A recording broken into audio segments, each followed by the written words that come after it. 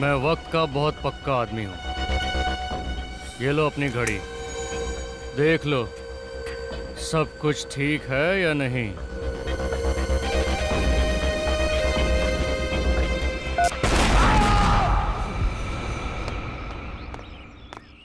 अरे भैया संभाल के, धीरे धीरे। देखो इसमें मेरी बहुत महंगी क्रॉकरी है, पढ़ो। ग्लास हैंडल विथ केयर, संभाल के लेके जाओ। चिंता मत कीजिए मैडम जी, कुछ नहीं टूटेगा। अरे चिंता कैसे ना करूं? इसमें से अगर एक भी सामान टूटा ना तो मैं तुमसे पैसे लूंगी। चलेगा। हाँ चलेगा, बात करने की तमीज नहीं है। अरे ये क्या है? मैंने आप लोगों से कहा था गाड़ी से सामान उतार कर सीधे अंदर ले जाना, यहाँ फैला दिया। चलिए टाइम मत वेस्ट करिए, ले जाइए अंदर। सारा सामान अंदर चाहिए मुझे, सीधे अंदर भाई। हाँ मेरी तो कुछ समझ में नहीं आ रहा है। अब क्या हुआ मिलानी? मुझे ऐसा लग रहा है कि इसमें कुछ सामान ज्यादा है। मिलानी तुम भी ना हमेशा परेशान रहती हो। ये सारा सामान हमारा ही है। मगर ऐसा। चलो चलो अभी अंदर चलो, कमाल करती हो तुम भी। अब मैं मुफ्त में कोई सामान क्यों देगा? तुम कभी मेरी बात नहीं सुनोगे। हद है। तो इसमें गलत क्या कहा? बस मिलानी, जब देखो तुम मेरे से झगड़ा करने का बहाना ढूंढती रहती हो। अब बहस बंद करो और ये सब सामान समेटो, जिसको जहाँ रखना रखो। हाँ हाँ मुझे पता है, मुझे ही सब करना है।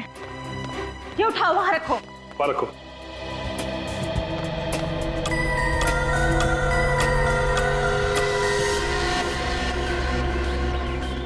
चलो चलो जल्दी लाओ सामान सब।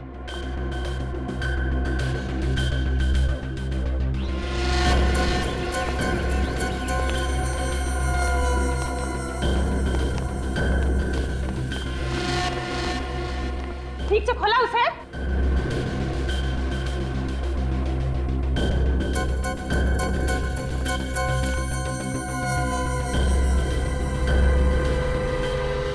आप? जी मैं आरटीवी टेलीफोन एक्सचेंज से आया हूँ, आपके यहाँ ये टेलीफोन लगाना है। अच्छा आई कार्ड है आपके पास? हाँ जी।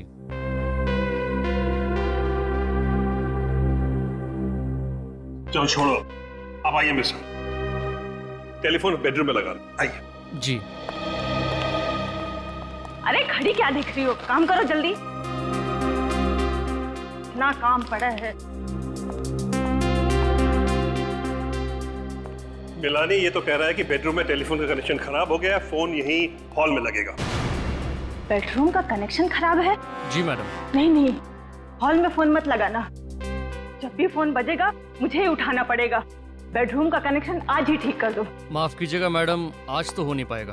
आपके घर के अलावा मुझे 2 और घरों में जाना है। अरे छोड़ो ना, तुम बिल्कुल फिक्र मत, फोन यहीं लग जाने दो।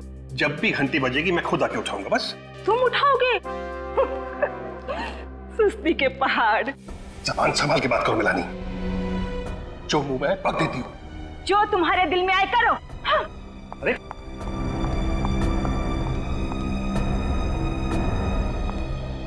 छोड़िए, कुछ भी बक देती है। आप प्लीज अपना काम कीजिए।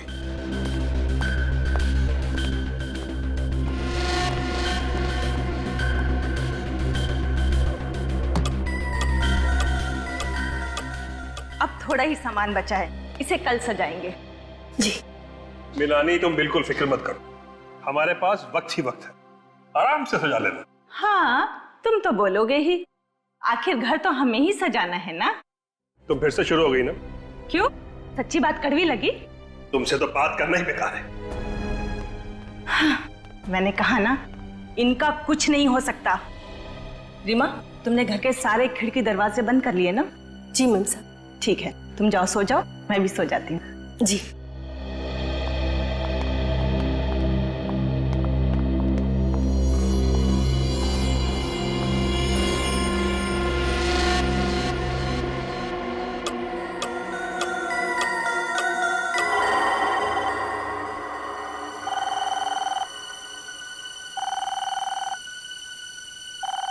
फोन की घंटी।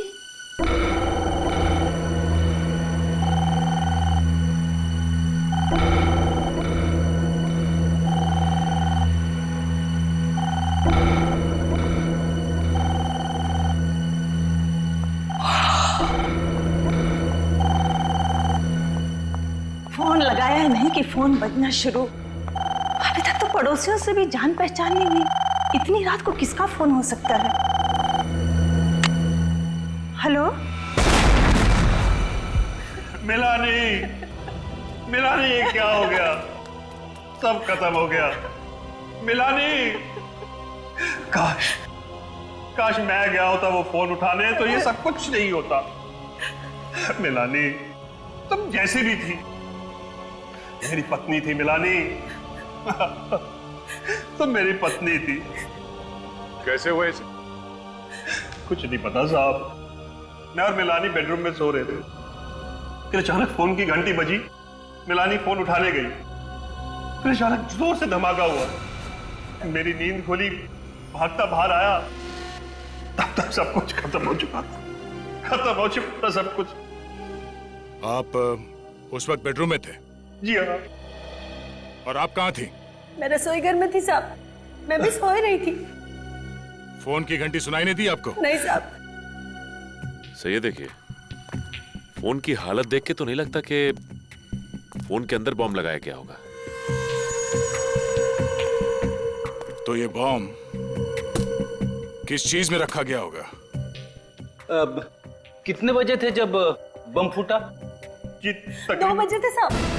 हाँ, 2 बजे के आसपास। 2 बजे थे? जी साहब। 2 बजे फोन की घंटी बजती है और 2 बजे धमाका होता है। इस धमाके का और इस फोन की घंटी का आपस में कोई ना कोई कनेक्शन है। आप लोग दोपहर को ही आए थे ना यहाँ पे? जी हाँ, 1 बजे।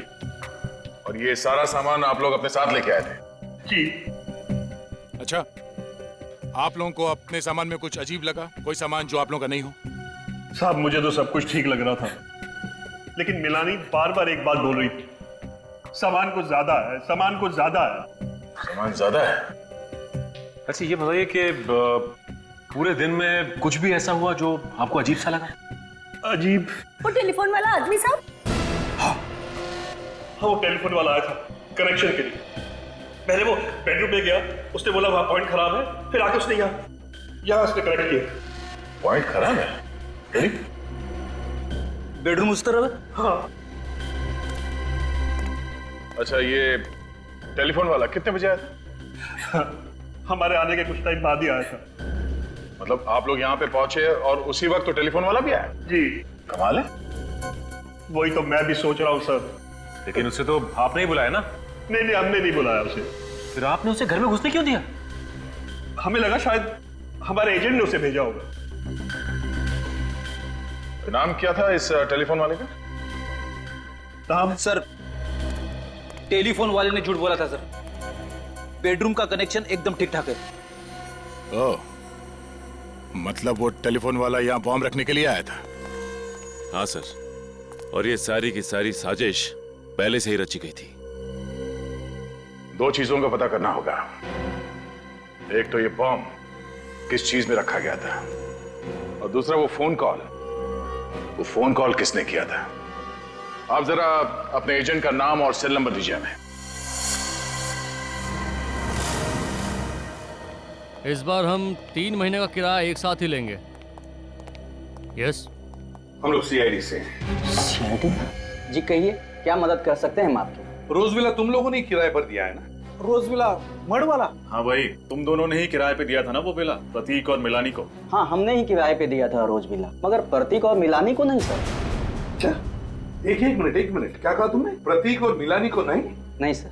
तुम लोगों ने ही दिया था ना 5 साल के किराए पर वो बंगला, वो रोज विला, प्रतीक और मिलानी को। ये कैसे हो सकता है सर? और कल रात उसी विला में बम फटने के कारण प्रतीक की बीवी मिलानी की मौत हो गई। क्या? ये क्या कह रहे हैं सर आप? सच्चाई यही है। हम पर विश्वास कीजिए सर, हमारे पास सारे रिकॉर्ड्स हैं। रोज विला तो हमने कानपुर में रहने वाले महंत और नताशा को किराए पे दिया था। महंत और नताशा को? हाँ सर। और सर, आप जिस प्रतीक और मिलानी की बात कर रहे हैं ना, उनको तो हमने मालवनी का लाल महल किराए पर दिया था। करण, तुमने क्या गड़बड़ी कर रखी यार? सारे पेपर्स तो तुमने ही बनवाए थे ना, अभी तुम ही जवाब दो। सर, मुझसे ही गलती हो गई शायद। दोनों लोग एक ही दिन मुंबई आ रहे थे और दोनों को घर लेने की इतनी जल्दी थी कि बंगलो देखे बगैर डील पक्की कर दी। बकवास मत करो, आजकल के जमाने में कोई प्रॉपर्टी देखे बिना डील करता है क्या? और इस केस में एक नहीं 2 लोग, प्रतीक और महंत, बिना घर देखे वहां रहने चले जाएंगे? सर, उन्होंने कहा कि वो किसी समस्या में उलझे हुए हैं, वो बंगला देखने नहीं आ सकते और अच्छा किराया भी देने के लिए तैयार थे, इसलिए हमने भी ज्यादा सवाल नहीं पूछे।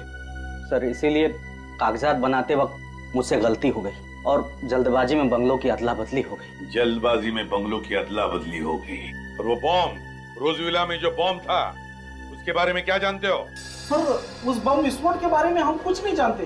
ये रोज विला का असली मालिक कहाँ है? सर वो बेंगलोर में रहते हैं, वो पार्टी से मिले भी नहीं, उन्होंने पेपर साइन करके भिजवा दिए। ये कैसे समझौता है? बंगलों का मालिक किराएदार की जांच पड़ताल नहीं करता है, किराएदार बंगलो देखे बिना वहाँ रहने चला जाता है, ऐसा कभी होता है क्या? और एक बात बताओ, वो टेलीफोन वाला जो रोज विला में गया था, तुमने ही भेजा था उसे? नहीं सर। तो फिर किसने भेजा? सर रोजविला में तो टेलीफोन का लाइन हमने 15 दिन पहले शुरू कर दिया था, तो हम क्यों भेजेंगे टेलीफोन लाइन वाले को? तुम्हें कुछ नहीं मालूम है, सब पता चल जाएगा। सर ये रोज विला में महंत और नताशा रहने जाने वाले थे, तो इन लोगों से भी पूछताछ कर ही लेते हैं सर। हाँ मिलते हैं महंत और नताशा से, लेकिन अभिजीत पता लगाना पड़ेगा ये टेलीफोन वाला है कौन जो रोज विला में गया था, किस लिए गया था ये रोज विला में टेलीफोन वाला। राकेश ये कुल मिलाकर 50 डिफॉल्टर्स हैं। एक काम करो, इन सब के पास एक आखिरी नोटिस भेजो और उसके बाद इनकी लाइन डिस्कनेक्ट कर दें। ठीक है सर।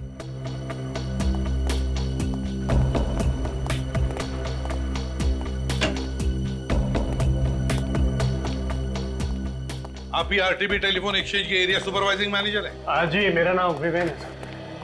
देखिए हम लोग सीआईडी से, रोज विला मड आइलैंड में एक औरत का खून हुआ है और उसी सिलसिले में हम आपके एक कर्मचारी से मिलना चाहते हैं। वो कर्मचारी कल इस रोज विला में गया था एक नया टेलीफोन एक्सचेंज करने के लिए। सर आप किस कर्मचारी की बात कर रहे हैं? उसका नाम तो हमें नहीं मालूम, लेकिन इन्होंने उसकी शक्ल देखी थी।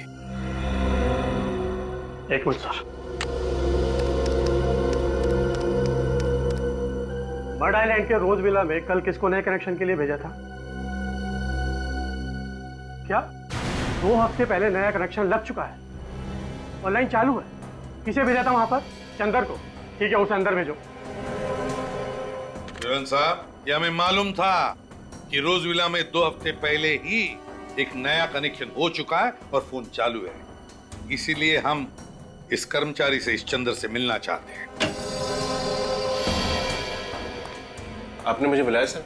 हाँ चंदर, ये लोग तुमसे मिलना चाहते हैं। साहब ये वो आदमी नहीं है जो कल रोज विला में आया था। ठीक से याद है ना तुम्हें? ये वो आदमी नहीं था? नहीं साहब ये वो आदमी नहीं था, मैडम ने उसका आईडी भी चेक किया था। ये वो आदमी नहीं है? ये चंदर नहीं है? तो फिर चंदर जी तुम्हारे नाम पर कोई और कैसे गया था रोज विला में नया टेलीफोन कनेक्शन करने के लिए? कैसे गया था कोई और? क्यों?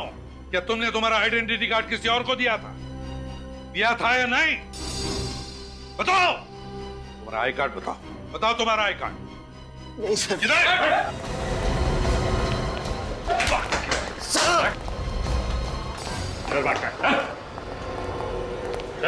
बताओ बताओ कौन गया था तुम्हारे नाम पर? कौन गया था चंदर बनकर? जल्दी बता। सब मुझे उसका नाम नहीं मालूम साहब। कैसे नहीं मालूम? जल्दी बता, बता कौन है वो? क्या जानता है उसके बारे में तुम? मैं उसे ज्यादा नहीं जानता साहब, बस सिर्फ 1 हफ्ते से मैं उसे टेलीफोन एक्सचेंज के बाहर देखता था साहब। उसने मुझसे दोस्ती की, अपना प्लान बताकर मुझे अच्छे पैसे दिए साहब, ताकि मेरा मुंह बंद रहे। और क्या जानता है उसके बारे में? वो मुझसे मिलने के बाद अक्सर रिक्शा पकड़ता था साहब। रिक्शा पकड़ता था? और क्या कहता था रिक्शा वाले को? कहाँ जाना है कहता था? चारकोप। आप लोगों के लिए। कि हम लोगों के लिए? जी हाँ। लेकिन हमें कौन मारना चाहता है? नताशा कहाँ है? आपकी बीवी कहाँ है नताशा? वो तो सो रही है। और 2 बज गए और अब तक सो।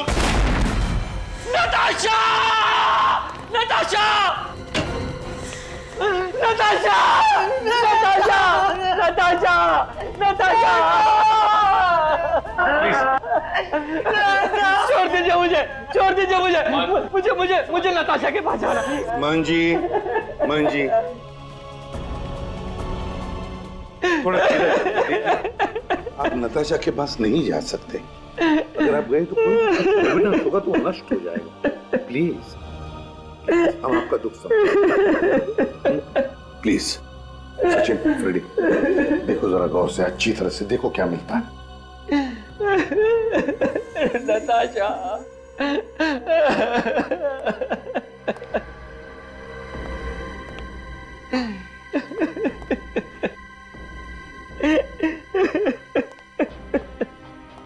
प्लीज शांत हो जाइए।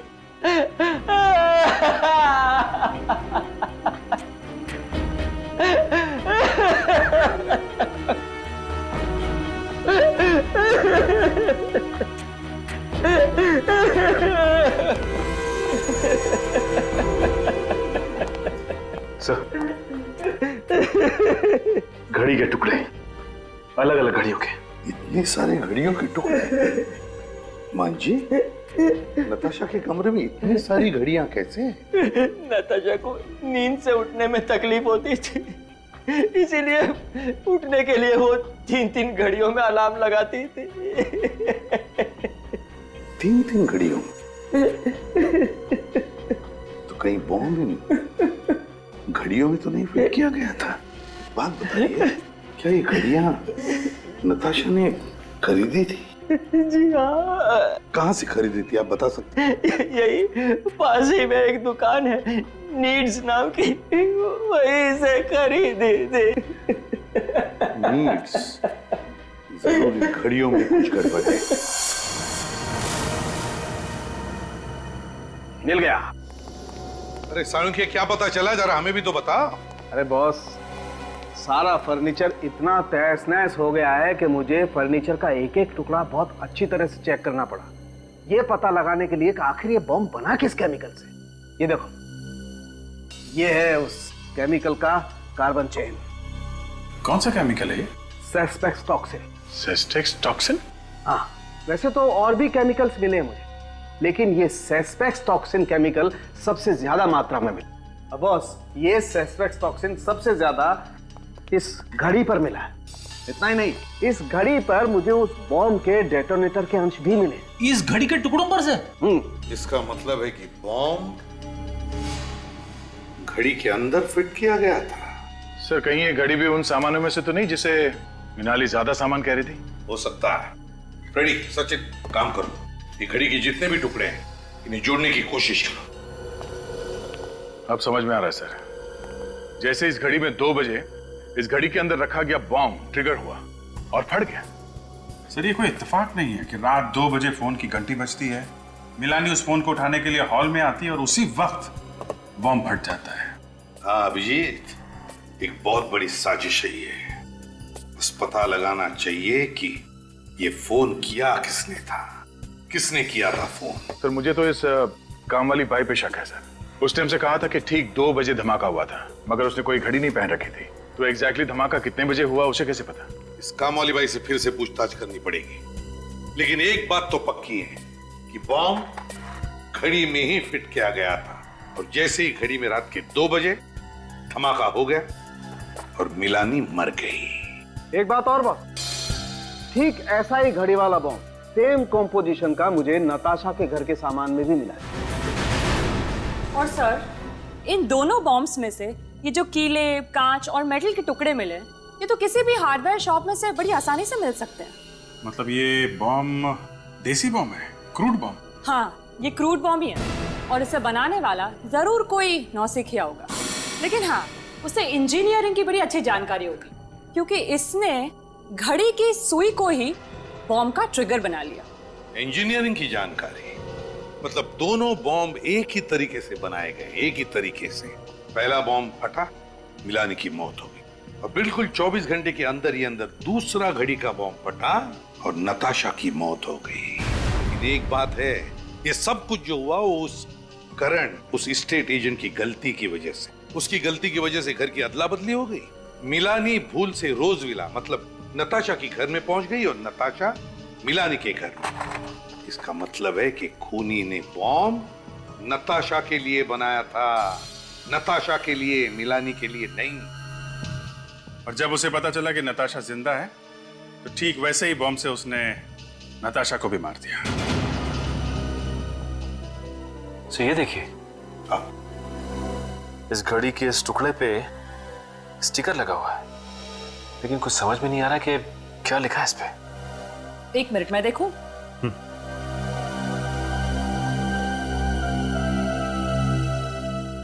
हाँ, अब देखिए कुछ कुछ नजर आ रहा है।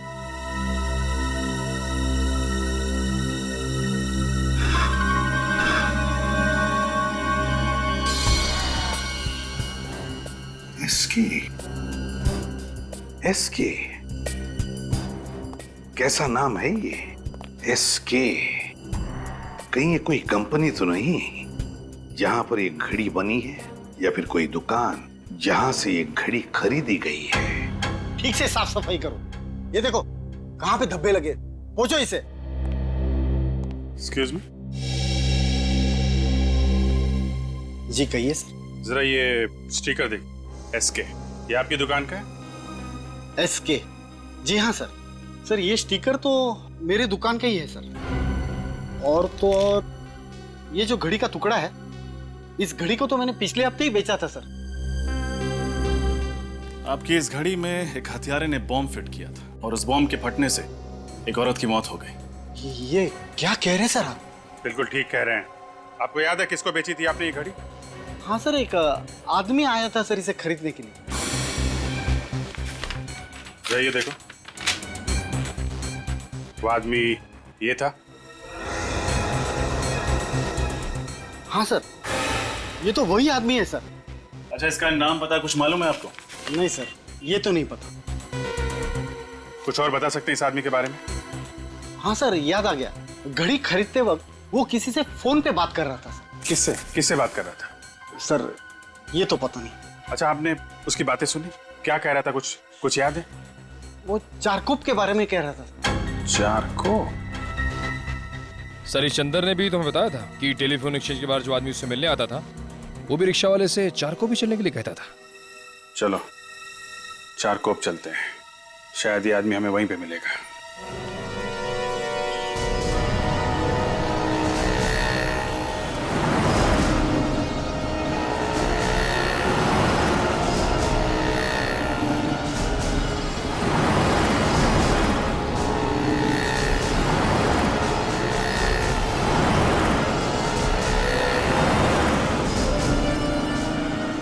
सर कुछ नहीं पता चला। सर उधर किसी को कुछ नहीं पता। कमाल है। एक दुकान सामने है, उससे पूछते हैं।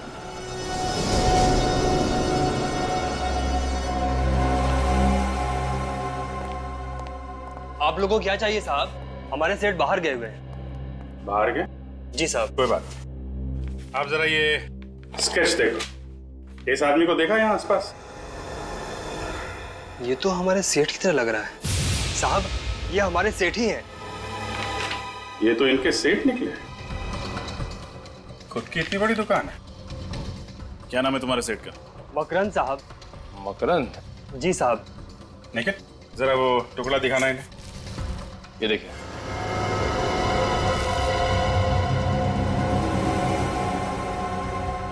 ये आपको कहां से मिला? अरे वाह, बड़ी जल्दी पहचान लिया तुमने इस घड़ी के टुकड़े को। जी साहब। तब तो तुम्हें यह भी मालूम होगा कि तुम्हारा सेठ क्या क्या गुल खिला रहा है। ये आप क्या कह रहे हैं साहब? मेरे कुछ समझ में नहीं आ रहा। समझ में नहीं आ रहा? ये टुकड़ा जब घड़ी हुआ करता था तो तुम्हारे साहब ने इसमें बॉम्ब फिट किया था, जिसकी वजह से 2 औरतों की जान चली गई, समझे तुम? क्या? मेरे सेठ और बॉम्ब? हाँ बॉम्ब। और तुम तो ऐसे चौंक रहे हो जैसे तुम्हें कुछ मालूम ही नहीं है। साहब, मैंने मकरंद साहब को घड़ियां लाते हुए और ले जाते हुए देखा था। अच्छा, कहाँ लेके आते थे घड़ी, कहाँ रखते थे? वहाँ पीछे कमरा है, मकरंद साहब घड़ियों को उसी में रखते थे। चलो देखते हैं वो कमरा। दिखाओ कहाँ पे है। आइए साहब। देखो लाइट का स्विच कहाँ पे है। सर। साहब, मकरंद साहब ने कभी हमें इस कमरे के अंदर आने नहीं दिया। वो हमेशा इसे बंद ही रखते थे।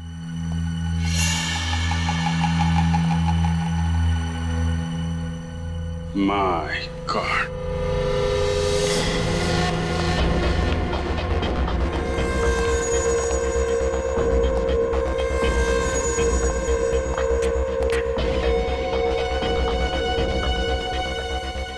बॉम्ब बनाने का सामान। सर इसका मतलब मकरंद यहीं बैठकर बॉम्ब्स बनाता था।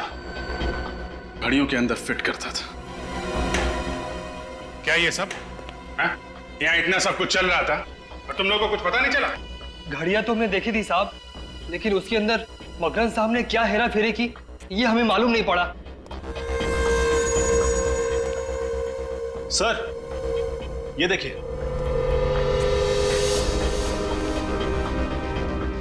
ये तो रोज विला की फोटोज है। यस सर, बंगलो खाली है और सारी तस्वीरों में बंगलों का अंदर का हिस्सा दिख रहा है और ये सारी तस्वीरें हर तरफ से ली गई हैं। पर सर, खाली बंगलों के अंदर की तस्वीरें खींचने का क्या मतलब हो सकता है? मतलब ये निखिल की प्रतीक और मिलानी के रोज विला में जाने से पहले मकरंद उस बंगलो में गया और वो घड़ी बम कहाँ पे फिट करना है वो जगह तय कर ली। सर, लेकिन बंद पड़े हुए बंगलों के अंदर जाकर तस्वीरें खींचना ये कैसे मुमकिन हुआ होगा? मतलब इस मकरंद के पास रोज विला की चाबी थी, किसी जान पहचान वाले ने उसे चाबी दी होगी, मगर किसने? वैसे तुम्हारे मकरंद साहब गए कहाँ हैं?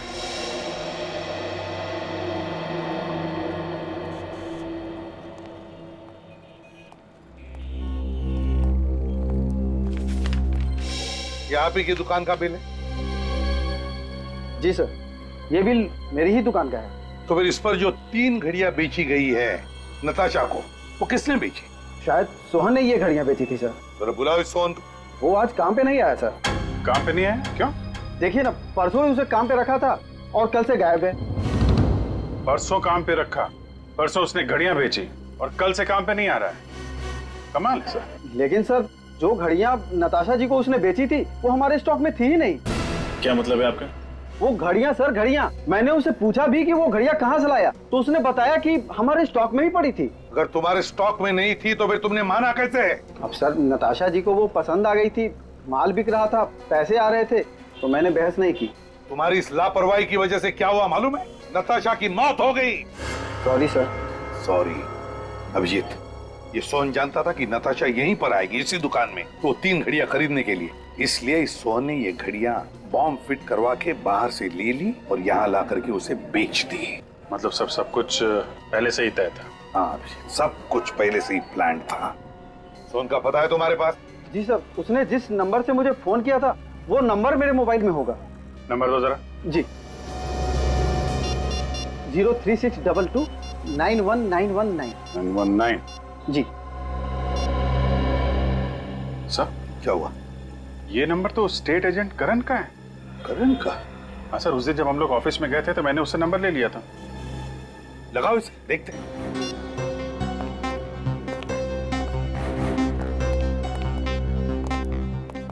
नहीं सर, फोन बंद आ रहा है। फोन बंद आ रहा है? सर, इसका मतलब करण और सोहन एक ही आदमी है और वो सोहन सिर्फ इसलिए बना था ताकि वो बॉम्ब वाली घड़ियां नताशा को बेच सके।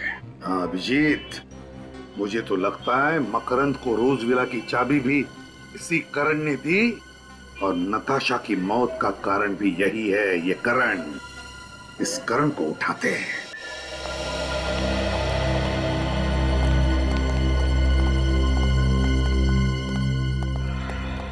आप लोग? करण कहाँ है? आपको मालूम नहीं सर? क्या मालूम नहीं? करण की आज सुबह मौत हो गई। क्या? करण की मौत हो गई आज सुबह? कैसे? एक्सीडेंट, ट्रक ने उसे उड़ा दिया। वो हॉस्पिटल तक भी नहीं पहुंच पाया बेचारा। एक्सीडेंट या खून? क्यों एक्सीडेंट या खून? अभिजीत, मुझे तो यही लगता है ये एक्सीडेंट नहीं खून है। खूनी को पता चल गया कि हम करण को उठाकर उससे सच उगलवा लेंगे, तो उसने उसका खेल ही तमाम कर दिया। अच्छा ये बताओ, ये जो बंगलो आपस में बदले थे, ये गलती सिर्फ करण की थी या फिर? नहीं सर, वो सिर्फ करण की वजह से हुई थी। फिर भी तुम कुछ जानते हो, हमें पता है। क्या जानते हो बताओ जल्दी। देखो घबराओ मत, सच सच बताओ तो तुम्हें कुछ नहीं होगा, कोई कुछ नहीं करेगा तुम्हें। बताओ क्या जानते हो। देखिए सर, वो पिछले 2 दिन से काफी डरा हुआ है। उसके मन में कोई राज था। राज? कैसा राज? वो राज बताने से पहले उसकी मौत हो गई। क्या जानता था ये करण जिसकी वजह से उसकी मौत हो गई? करण के घर की तलाशी लेते हैं सर। सर, वो इतना डरा हुआ था कि 2 दिन से ऑफिस में ही सो रहा था। क्या? 2 दिनों से वो ऑफिस में ही सो रहा था? वो घर गया ही नहीं। घर गया ही नहीं। करण 2 दिनों से घर गया ही। ये क्या है अभिजीत? पिछली बार जब हम यहाँ आए थे तब तो ये पेंटिंग नहीं थी, है ना? हाँ सर, ये 2 दिन पहले ही खरीदी है। किसने? करण ने। 2 दिन पहले करण ने ये पेंटिंग खरीदी? 2 दिन पहले? है ना बड़ी अजीब बात। एक आदमी जिसके सिर पर मौत मंडरा रही है, जो 2 दिन से डर के मारे अपने घर नहीं जाता लेकिन ऑफिस में सोता है, वो आदमी 2 दिन पहले ये पेंटिंग खरीदता है। क्यों खरीदता है ये पेंटिंग? है अच्छी है पेंटिंग, लेकिन है क्या इसमें जो करण ने इसे खरीदी? खोलकर देखे क्या?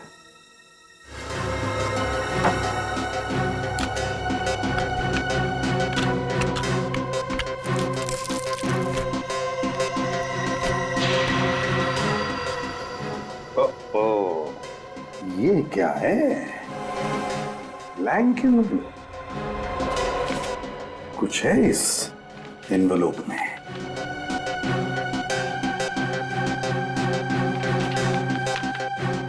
माय गॉड, तो ये है वो राज जो करण जानता था और जिसकी वजह से उसकी जान चली गई, जिसकी वजह से नताशा का खून हुआ और जिसकी वजह से मिलानी मर गई।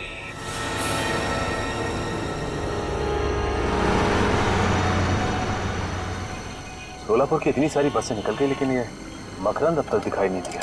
सर कहीं उसे पता तो नहीं चल गया कि हम लोग आने वाले हैं? देखते हैं, इंतजार करते हैं। और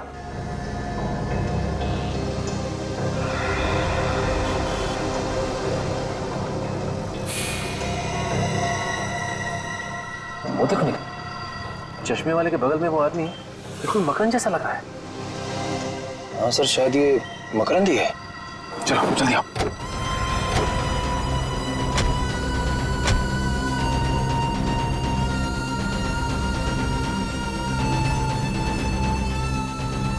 मिस्टर मकरंद। कौन हो तुम लोग और मेरा नाम कैसे जानते हो? मकरंद बाबू, हम लोग सीआईडी से। सीआईडी? अगर आप लोग सीआईडी से हैं तो मैं इसमें क्या कर सकता हूँ? कुछ नहीं, हम ही करेंगे जो करना है। वैसे आपको याद होगा कि नताशा मिला नहीं और घड़ी बॉम्ब। ओह, तो आप लोगों को सब पता चल गया। लेकिन आप लोग मेरा कुछ बिगाड़ नहीं सकते क्योंकि आप लोगों के पास मेरे खिलाफ कोई सबूत नहीं है। सबूत है मकरंद, सबूत है। करण मरने से पहले तुम्हारी काली करतूतों का चिट्ठा एक कागज पे लिख कर गया था और वो कागज का टुकड़ा हमारे पास है, सीआईडी के पास। अब चुपचाप अपना जुर्म कबूल कर लो वरना। भागता किधर है?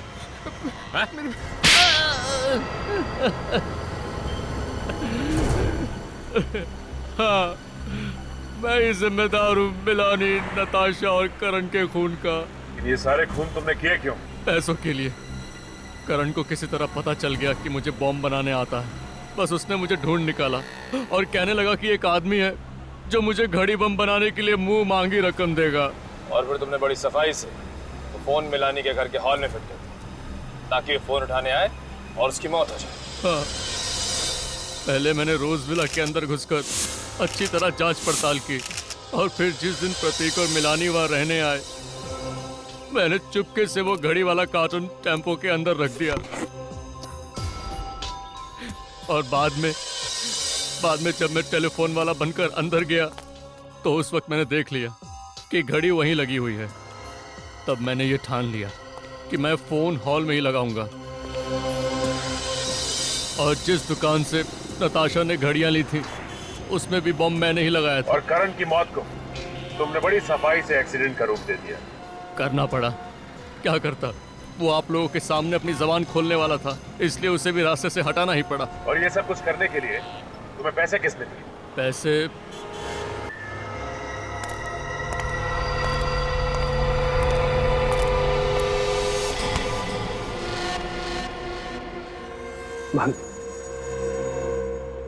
सारा प्लान चौपट हो गया। सीआईडी ने पूरा खेल बिगाड़ कर रख दिया है, लेकिन मैंने अपना वादा पूरा किया। मैंने भी अपना वादा पूरा किया। आज के बाद हम लोग भूल जाएंगे कि हम लोग एक दूसरे को कभी जानते भी थे। ये लो,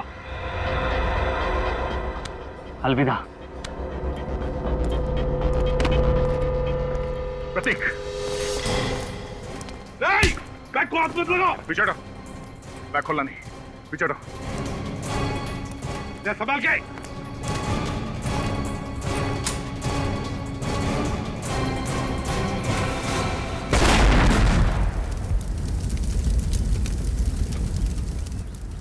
गद्दार, तूने मुझे मारने की कोशिश की। मैंने कुछ भी नहीं किया, ये सब इसी का किया हुआ है। झूठ बोल रहा है सर, दरअसल ये आप लोगों को भटकाने की कोशिश कर रहा है। प्लान इसी का था, इसी ने बनाया था। ये बोल रहा है साहब, मैं बता दूंगा। अरे कमाल कर रहा है, मैंने कुछ नहीं किया साहब। मेरा ये झूठ बोल रहा है। इसने क्या किया और क्या नहीं अभी पता चल जाएगा।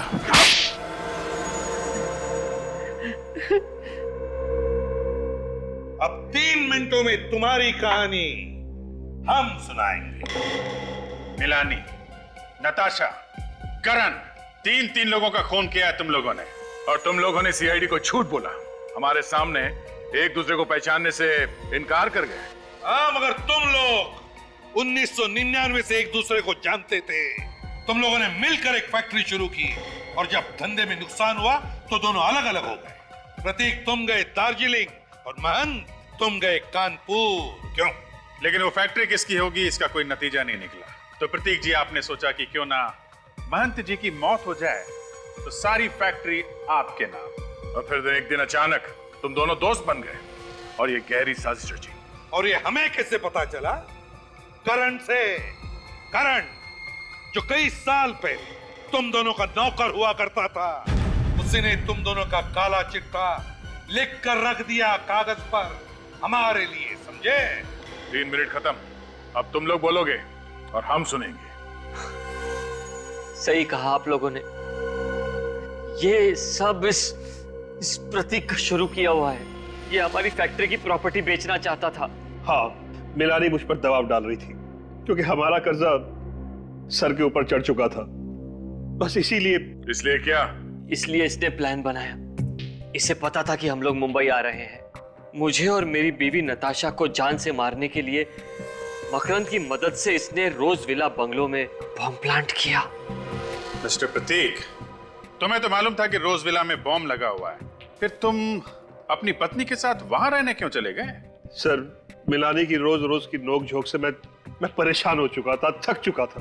वो मुझे डिवोर्स देने को तैयार नहीं थी। इसलिए जब मुझे पता चला कि करण से गलती हो चुकी है तो मैंने सोचा क्यों ना इस मौके का फायदा उठाया जाए और इसी बहाने मिलानी से अपना पीछा भी छुड़ा लिया जाए। और मिस्टर महंत, जब आपको पता चल चुका था कि प्रतीक आप दोनों की जान लेना चाहता है तो आपको सीआईडी के पास आना चाहिए था।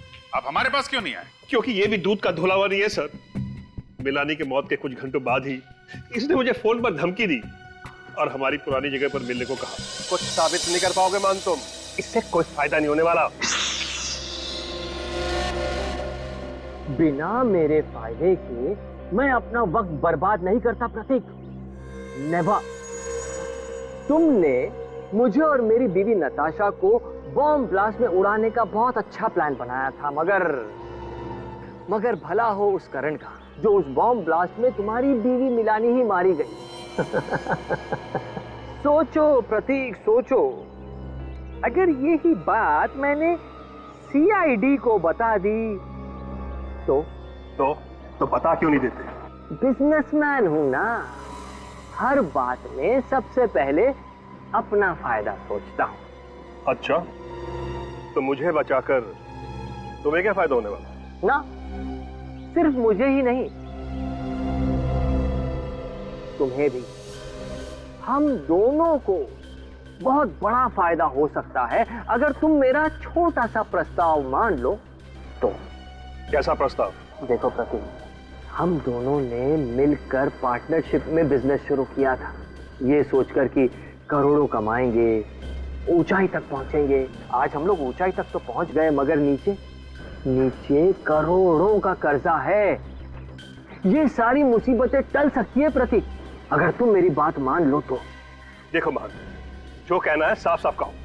अब तुमने तो बड़ी आसानी से बॉम्ब ब्लास्ट करके अपनी बीवी मिलानी को मरवा दिया। नहीं, मैं सच कह रहा हूं ना। तुम कहना क्या चाहते हो मान? मैंने जानबूझकर मिलानी को मारा है? अब तुमने जानबूझकर मारा है या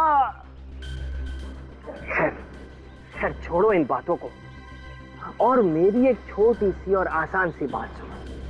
देखो, जिस तरह तुमने बॉम्ब ब्लास्ट में अपनी बीवी मिलानी को मारा है ना, ठीक उसी तरह तुम्हें मेरी बीवी नताशा को भी मारने में मेरी मदद करनी होगी। सिंपल। लेकिन इसमें मेरा क्या फायदा है? I knew it. ये हुई ना एक अच्छे बिजनेसमैन वाली बात। प्रतीक, मेरी बीवी नताशा का 50 करोड़ का इंश्योरेंस है। मेरी बीवी नताशा मर गई, फिर 25 करोड़ मेरे, 25 करोड़ तुम्हारे। तुम अपने रास्ते, मैं अपने रास्ते। और सीआईडी, उनका क्या? सीआईडी यार, सीआईडी को कैसे पता चलेगा? ये राज तो तुम्हारे मेरे बीच में है ना। ठीक है, मुझे मंजूर है। Good, very good. 24 घंटे का टाइम देता हूं। पैसा मेरा, दिमाग तुम्हारा। डन। 24 घंटे। और फिर मैंने मकरंद को फोन किया। बम बनाना मेरा खुफिया पेशा है। जब मुझे दुगने पैसे का लालच दिया गया तो मैं इनकार न कर सका। प्रतीक, तुम्हारे इस प्लान का मोहरा था करण, मगर तुम दोनों ने उसे ही मार दिया। हाँ, दरअसल महंत और मैं कर्ज में डूबे हुए थे।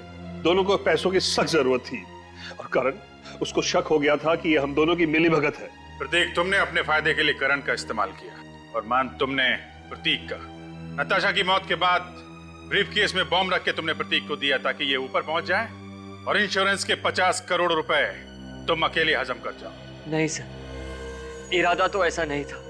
मैंने प्रतीक से कहा भी कि जब तक सीआईडी का मामला ठंडा नहीं हो जाता धीरज रख और इंश्योरेंस के पैसे आने का इंतजार कर, मगर इसने मेरी एक नहीं सुनी।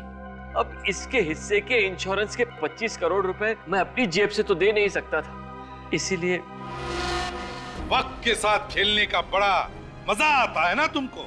अब जेल में बैठकर एक एक सेकंड, एक एक मिनट, एक एक घंटा, एक एक दिन गिनते रहना, तब तक फांसी का ऑर्डर आ ही जाएगा।